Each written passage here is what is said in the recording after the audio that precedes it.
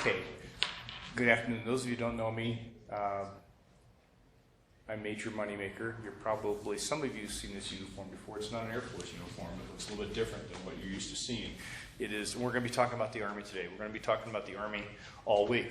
So since this is the first day, I'm going to do kind of a hometown hero format. I think you've been exposed to that before. I'm going to talk about a very complex and difficult topic. Me. Okay? But I'm going to talk about the uniform for a minute, because it is different. If you have seen the Army uniform in the past years, it was a green uniform. Remember that? Green, kind of a green shirt. When I first came in the Army, it was a white, or kind of a brown shirt. This uniform is the Army, it used to be the Army mess uniform, or dress uniform. And that goes back to the Army, the uniform of the cavalry. You start watching like old John Wayne movies, you'll see a uniform very much like this, with the shoulder straps for the rank and the different colors. Theirs was a double-breasted uniform. Now we've gone to this. If you put a bow tie on this, it counts as a tuxedo, actually, for the Army. Something about the uniform, if you notice on the cuff, you'll see a stripe, two rows of gold, and a color. That's my branch color. Likewise, on the shoulder straps, you see a branch color. It is royal blue with orange piping. It designates me as an Army aviator. And we'll talk about branches later in the week. That you watch some of the older movies, you'll see a cavalry officer. His shoulder straps look like they're all yellow. You barely see rank in there. Each branch has a different color. Armor is yellow, armor and cavalry.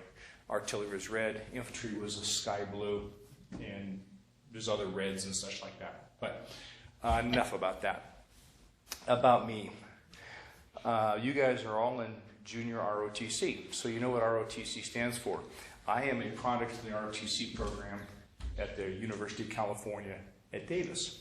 I was commissioned in the Army after 4 years of college. I was what was known as a distinguished military student my senior year, and a DMG, or distinguished military graduate, my final year. What that really meant, the accession process out of ROTC has changed in the last few years. Used to be coming out of ROTC, only a few people went into the regular component, others went into the reserve or the guard component. When I was commissioned as a regular Army in the branch of infantry. Excuse me. What that meant is the Army, I believe the Air Force might be the same, the other branches in the Army. Your opportunity for schools, opportunity for assignments and whatnot are determined by your data rank. And things that people look at is your data rank, time of service and data rank. So all the ROTC DMGs were commissioned exactly one day after the regular Army West Point class. So we were one day behind West Point in the service academies as far as what we were allowed to do. Then all the rest of the folks that were commissioned came after us. I talked about I'm a pilot.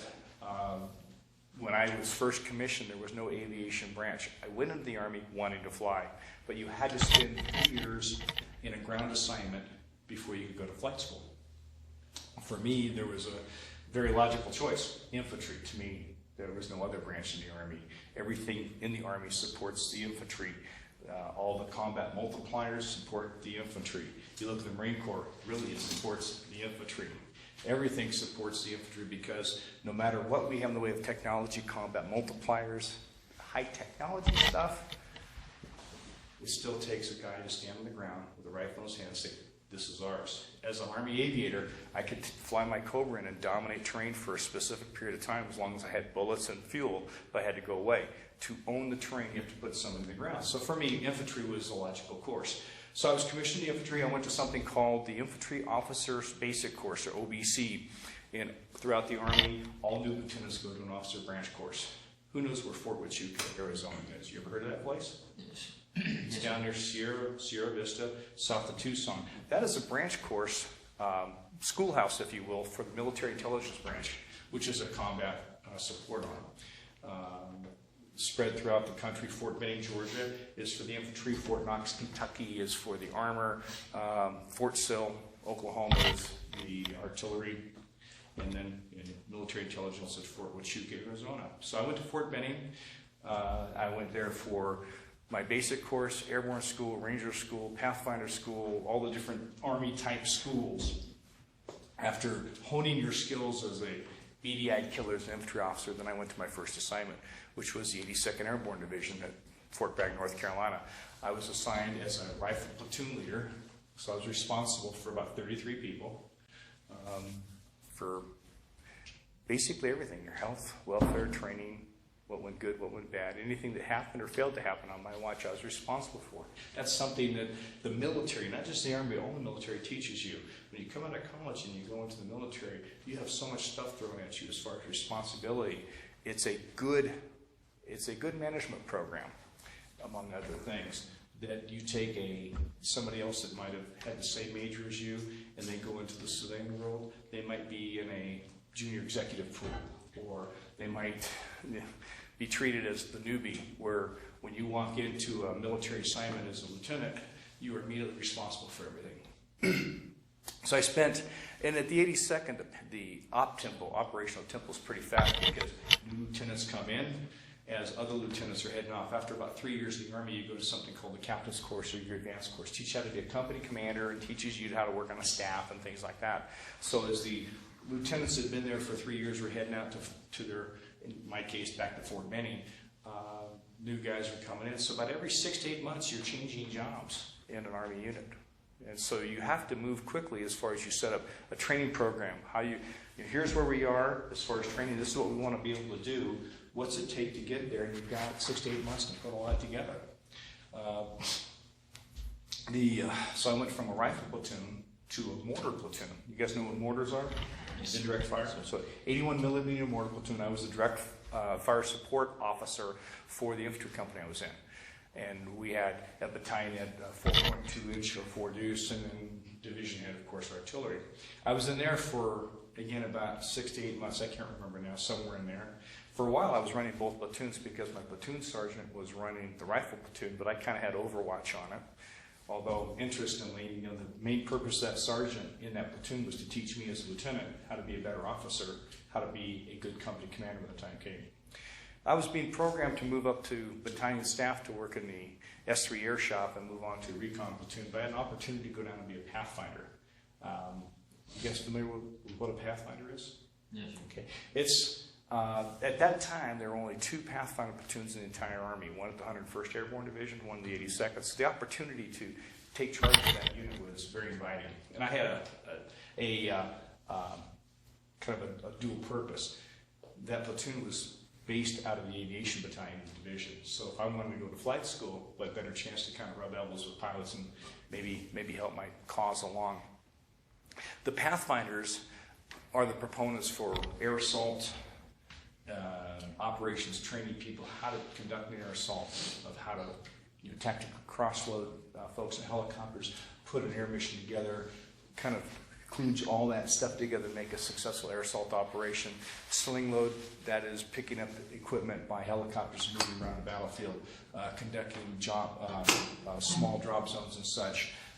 Pathfinders had a motto of first in, last out. Pathfinders lead the way. Obviously, if it was going to be a drop zone that was going to be prepped by a lot of artillery or close air support, Pathfinders wouldn't be there. It's kind of dangerous. We were trained in explosives to go in and clear out drop zones. One of the training missions we did at Fort Bragg is I was always a believer of train as realistically as possible. So we got the approval to go into the impact area and clear out a drop zone using C4 explosives on trees. It was set up that came in, we dropped in, infiltrated in, set up all the explosives on the trees, blew that as an air assault came in behind us. It's kind of cool. You don't get to do that too often. It was fun. I'll be honest, it was fun doing that too. We went through, as a Pathfinder, went to the rough terrain parachute school taught by the Department of Forestry. They came to us and taught us because we did a lot of purposeful jumps into trees. Our drop zones were small, and there's a different technique when you do a jump into a tree on how you deal with your equipment. We were taught how to do that purposefully. Not the ideal way to jump. We also were the proponents for, as the Black Hawk, the UH-60 was coming into the Army's inventory, the boards that did all the acceptance of the aircraft did a bunch of stuff, but then it came out to us, and we were some of the first to do tactical jumps out of Black Hawks, to rappel out of it, fast rope, and stable. You guys know what stable is? If you've ever seen an air show where a helicopter picks up, mainly some Marines that do it anymore, they pick up 4 or 5 guys underneath the helicopter, they're dangling on a rope and flying them. That's stable. It's an extraction technique, and that was a mission that we had as Pathfinders, to where you had to get in, and if you had to get out, the stable was how you get out. And that was kind of fun. I don't think I'd want to do it in combat because you're kind of a hanging target out there. Anyway, after the time as a Pathfinder, my family, I picked up orders for flight school. When I would normally be going to my advanced course, along with my peer group, I went to Fort Rucker, Alabama for flight school. And being a kid from Northern California, moving to North Carolina was one thing to get used to humidity. Moving down to lower Alabama was an entirely different thing. We moved there in August of 1982. It was humid. You could actually see the humidity hanging in the air. It was very uncomfortable. The flight school has changed a little bit, but when I went through, learned how to fly an aircraft called the TH-55. It's a Hughes 300, kind of a small version of the Hughes 300. They called it the Mattel Messerschmitt because it was most of the components were made by the Mattel Toy Corporation, or the Mattel Corporation. It was belt driven, so to get the power from the engine to the transmission was a series of rubber belts, which kind of, was this thing really going to work? It did. After that, transitioned to the Huey in a phase called contact, learned how to fly the Huey and all its systems, instrument rating, and then I transitioned into the Scout track, which was the Army. It's OH-58 Bell Jet Ranger. You've seen them around. In fact, it's still being used now. It's the OH-58 Delta, which is called the A-HIP. You'll see that whenever you see Apaches flying around, there's usually a Scout with its little gumball machine looking thing on top and such. We learned how to do screening operations, cavalry operations, security operations, command and control enhancement, and we were some of the first flight classes to go through and get fully goggle qualified so we could fly with night vision goggles. Night vision goggles were kind of new in the Army. People used them on patrol. We started flying with them and gave us the ability to provide, if the infantry was on the ground at night, now we were able to bring a attack helicopter asses full of night vision goggles. At least that was the intent.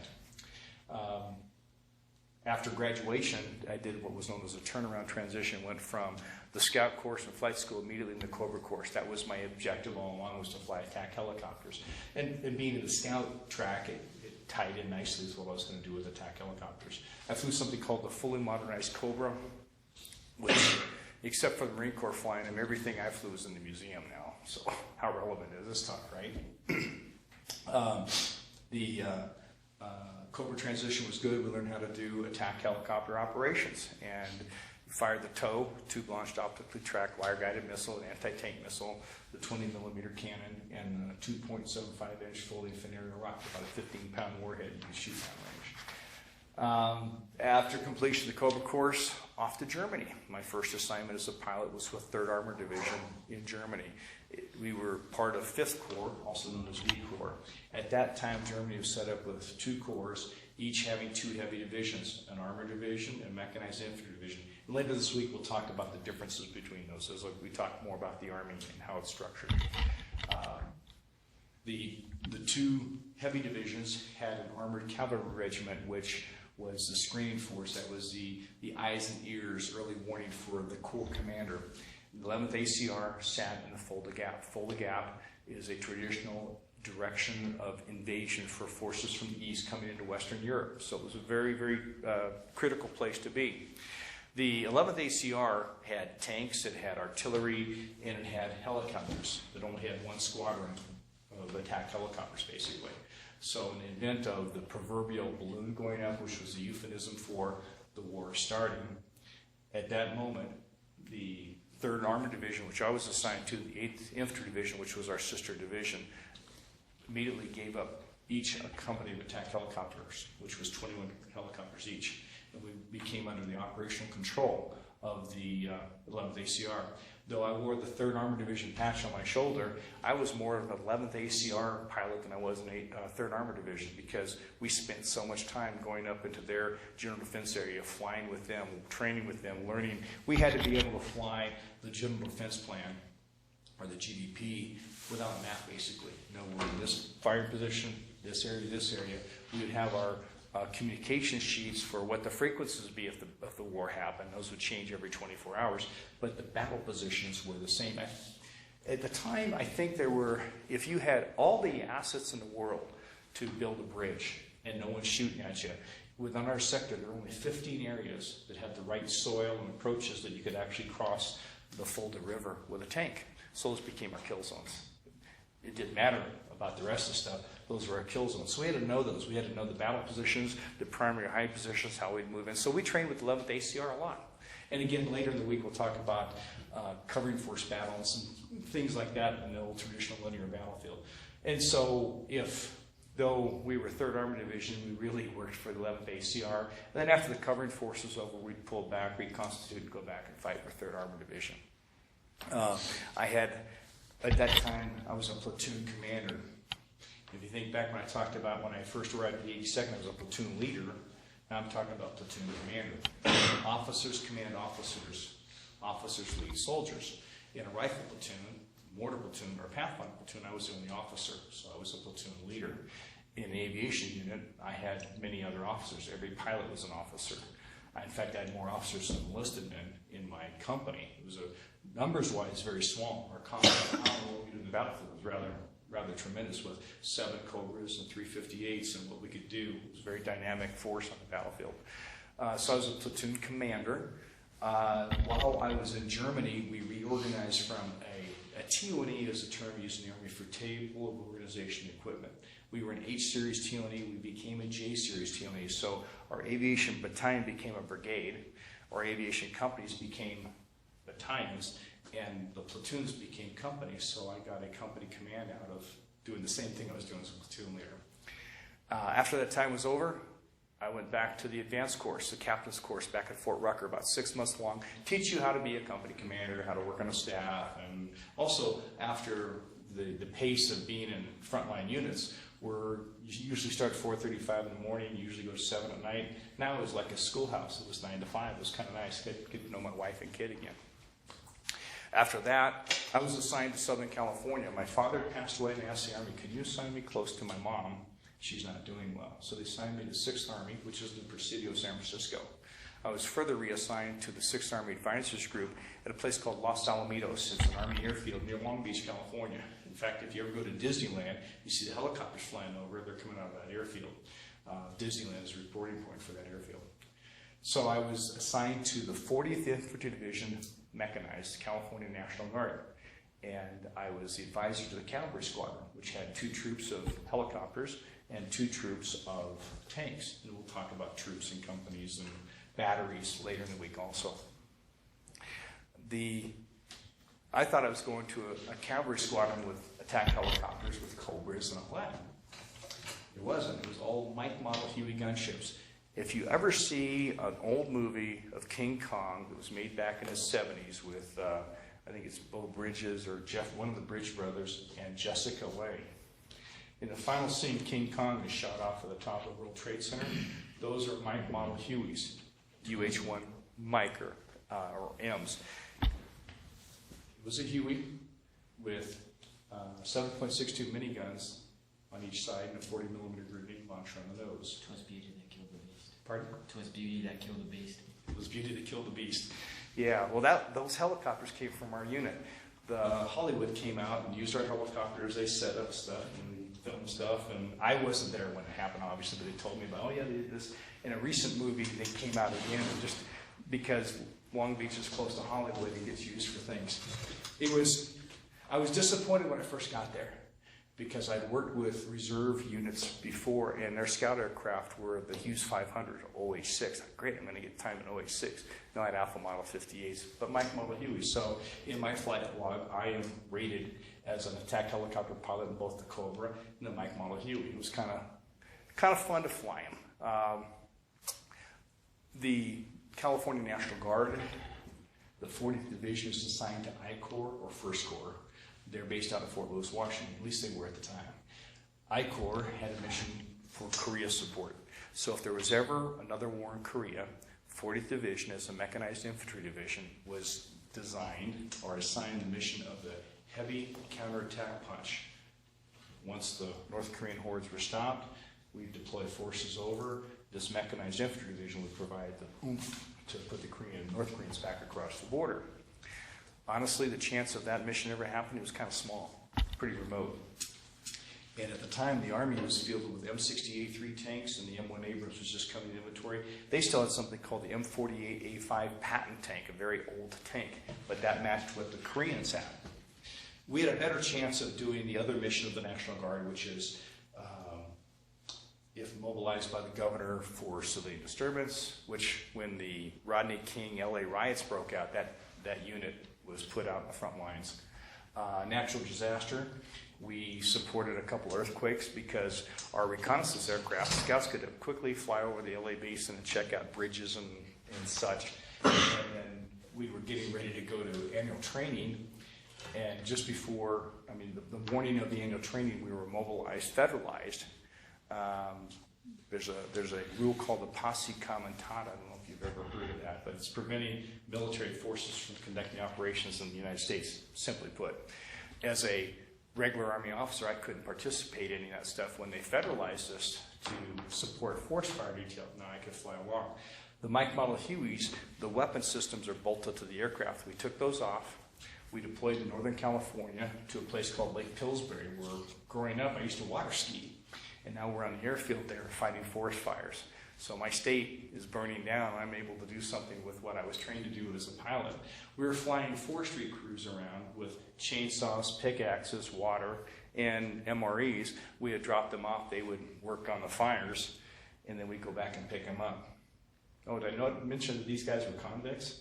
They were all, I forget which correctional institution they're out of, but they were close to getting out, kind of parole. But we had guys that were convicts in the back of our helicopters with pickaxes and chainsaws and shovels and all that, mattocks, and we're flying them and dropping them off. But I think they're more afraid of us than we were of them. We got pretty close to them because they realized when we dropped them off, we'd go away and we'd come back and pick them up or bring water. It was kind of interesting to be able to do something in my home state as a military officer. After that time, I was reassigned to the 7th Division, Infantry Division Light at Fort Ord, California. You guys are probably too young to remember Operation Just Cause, where we went down. How old are you guys? What years were you guys born? 1994. 96. Man, I feel old. Back in 1980, 99, 91, and all that, 89, 91, we took a force into Panama and took Manuel Noriega out of power. He was kind of a convict wearing the uniform of a president, in my opinion.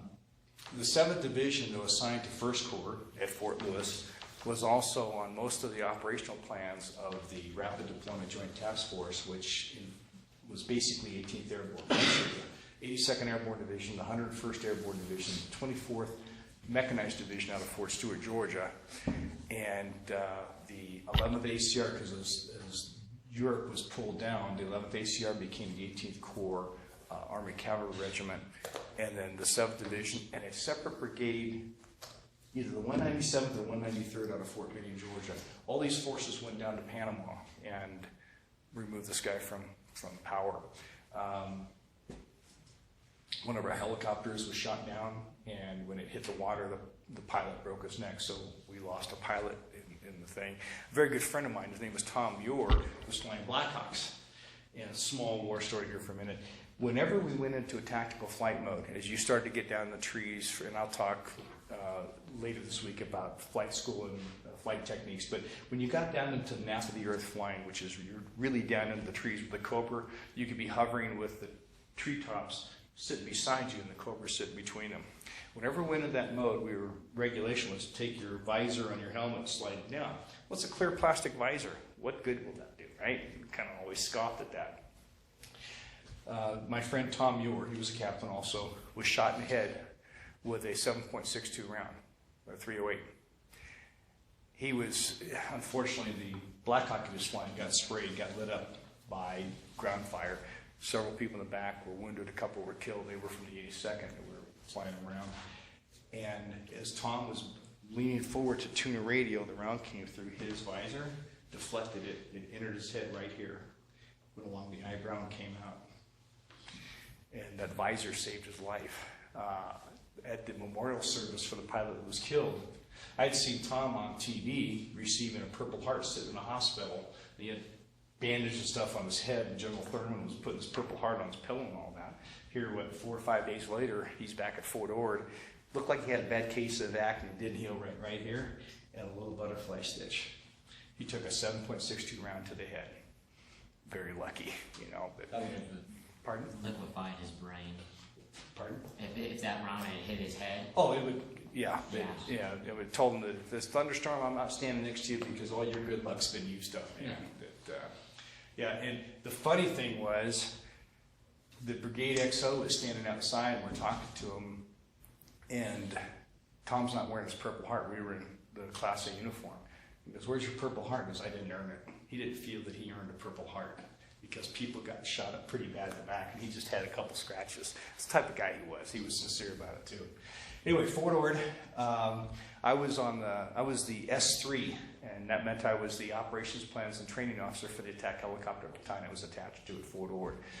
Put me number 3 in the chain of command. You get battalion commander, the XO, and the S3. After I did that, I went down and I got to command an attack helicopter company again at Fort Ord. It was great. I enjoyed the time. I didn't want to stop. If I could have stayed at camp the rest of my career and been a company commander, I would have been a happy guy. But after that command, while I was in that job, I was going through the process of training. I was applying to an aviation unit that had a rather rigorous application process. I was out doing a land nav course, and I tore my knee up. And I'd had my knee operated on before I came in the Army, had an ACL reconstruct. I re-injured that pretty bad. For about the last 5 months of my command, I wore a knee brace underneath my uniform. I flight suits the whole time because I had what was known as no end point. My knee would collapse on me. I was told that when I came out of command, I was going to have it operated. If I want to stay in the Army, I had to have my knee fixed because I couldn't. I was non-deployable with that. Kind of hid the fact how bad it was. I came out of command. I went up to division staff because it was a good job to be in to recoup from surgery. I went up to the G3 Air Shop, and I was what was known as the Assistant Division Aviation Officer for the division. I was the Aviation Brigade Commander's mouthpiece on division staff, and I had something known as the DAME, or the Division Airspace Management element. All these things I'm putting out. This class today is kind of a preamble for what we'll talk about throughout the week on the Army. So some of these things you're going, what are you talking about? Well, I'll explain as the week goes on. The Division Airspace Management element had the FADAC computer, which was the fire control computer that all the artillery areas would display in. We had the Air Defense Artillery element, pardon me, the Air Force element with all their liaisons, and then the Army Airspace Management element, which I had. So all that together, anything that went through the air, be it a bullet or an aircraft, we were charged with trying to set up airspace control procedures to deconflict fast movers from the Air Force, slow movers from the Army, and bullets flying around. And that was the job. It was fun. We rewrote some of the stuff because after Desert Storm, there was a lot of discussion on how the heck do we do this, because it's a complicated thing. During Desert Storm, I think anything above 1,500 feet AGL was Air Force, anything below was Army, and that was the initial deconfliction. It's a tough nut to crack that people still grapple with, how to deconflict the airspace over a division so you don't get shot down by friendlies. And then if somebody is flying over, you know you can shoot them because they're enemy. After that time, I went through surgery, and I was scheduled to recover, get my knee fixed, recoup, and then go to the Defense Language Institute in Monterey, which was right where I was assigned, learn Spanish, then go to the fixed wing qualification course back at Rucker, and off to Quito, Ecuador, to fly fixed wing aircraft for the State Department because of the altitudes and distances. It's transportation. Where do you want to go today, sort of type of thing. Wow, this is great. My wife speaks Spanish. I'll learn Spanish. My aunt and uncle are missionaries in Ecuador. I'll be in Quito. Oh, family down there.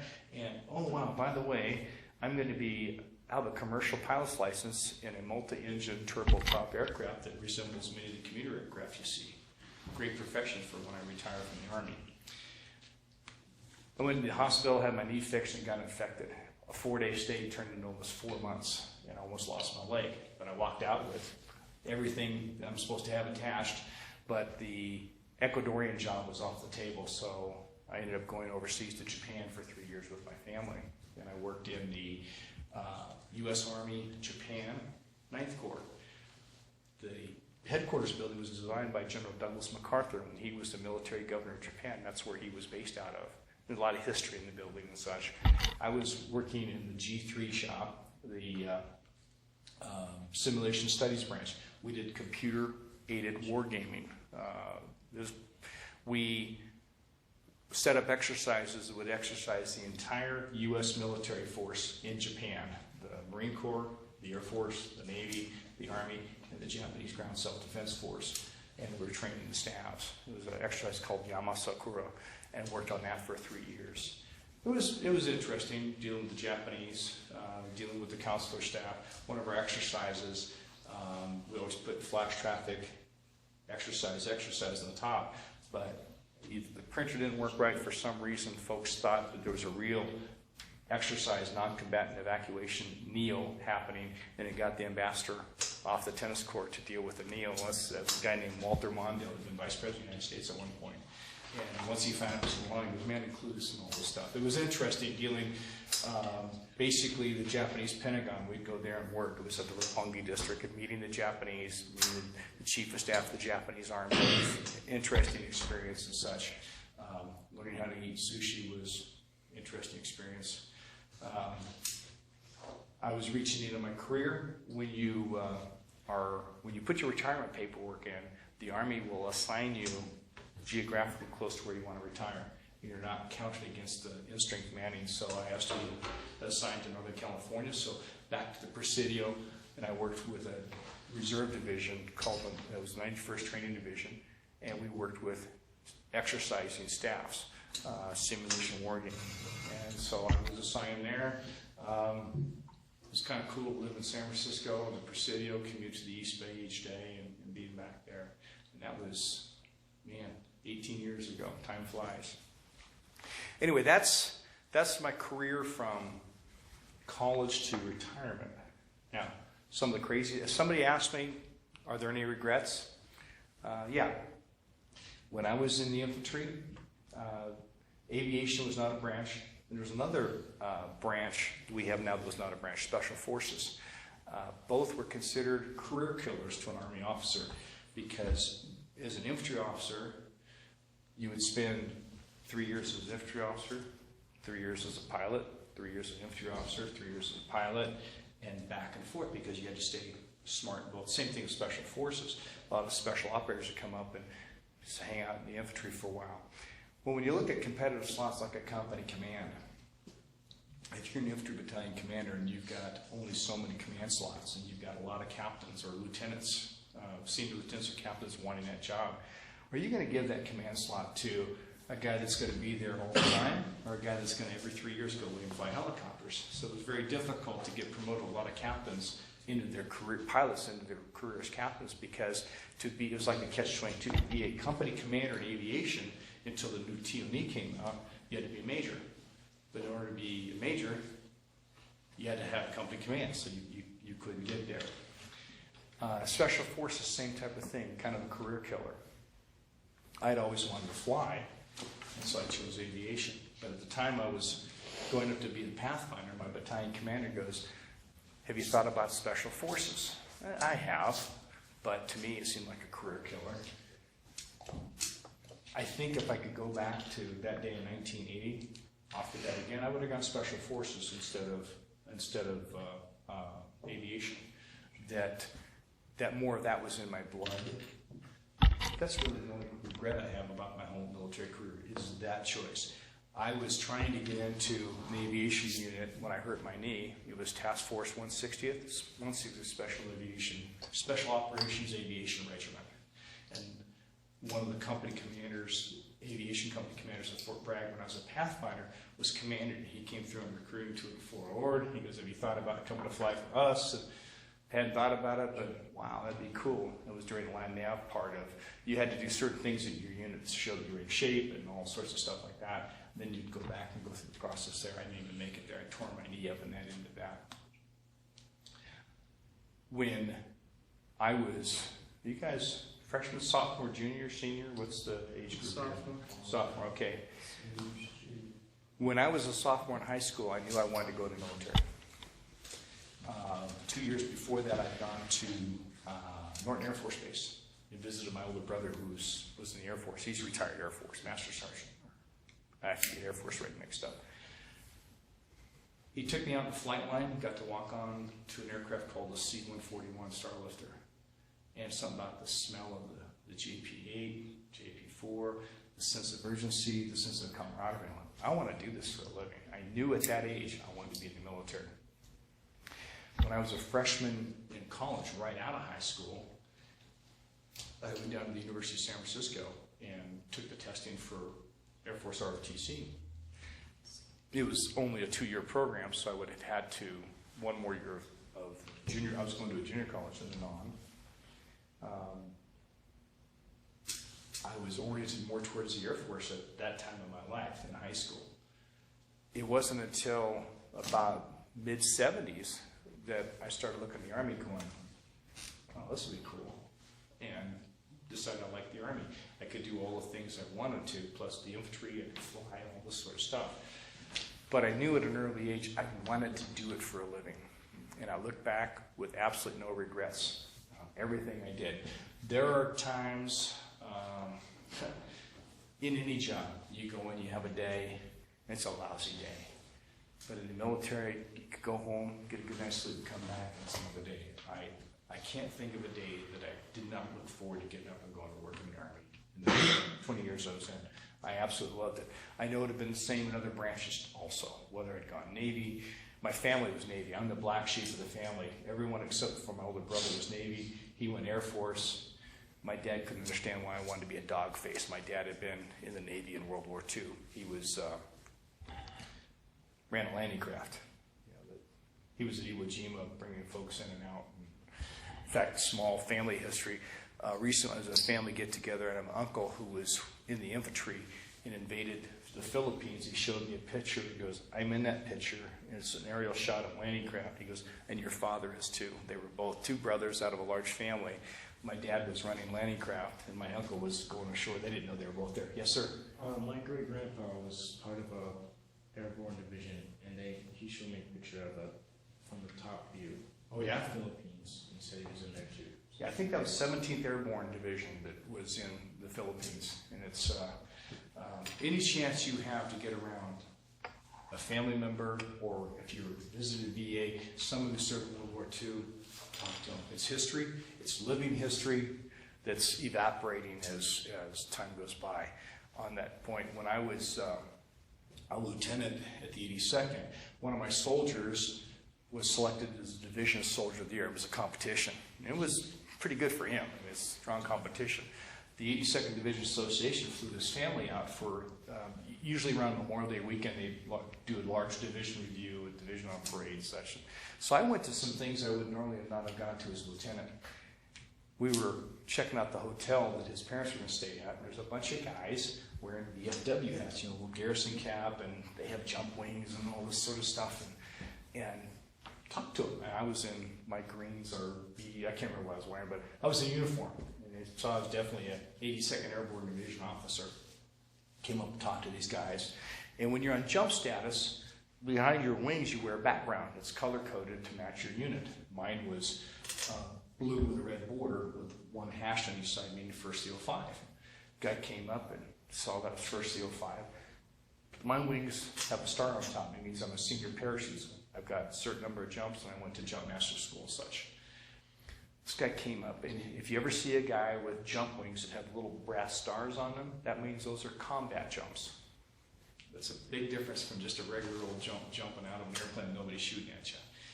Starting to talk to these guys, and they all have brass stars in their wings, or bronze stars, I should say.